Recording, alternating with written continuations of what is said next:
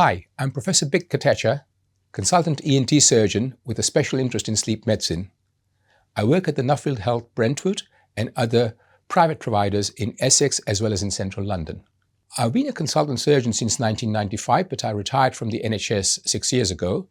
I worked at the very prestigious Royal National Throat, Nose and Ear Hospital for 25 years as a consultant. And prior to that, I'd also worked at the Great Ormond Street Hospital for Sick Children, where I treated children with a variety of ENT problems. I treat all ENT disorders in adults and children, but one of my special interests is to deal with sleep medicine and patients suffering with sleep-disordered breathing, in particular snoring and obstructive sleep apnea. For this, I would evaluate a patient very comprehensively with a sleep study.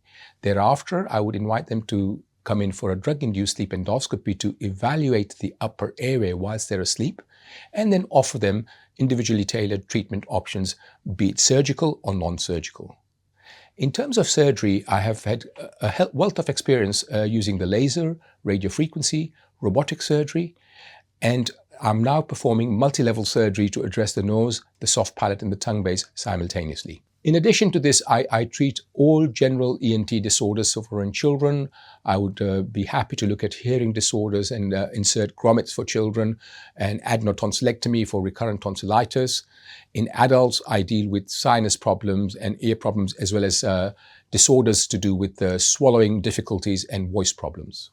I'd like to think that I'm good with patients of all age, and I see patients from birth and the adults. So with children, I have 2 grandsons, so I know how to interact with children, and I think I do that fairly well. I give them a chance to become comfortable with me and then examine them and talk to them in addition to talking to their parents.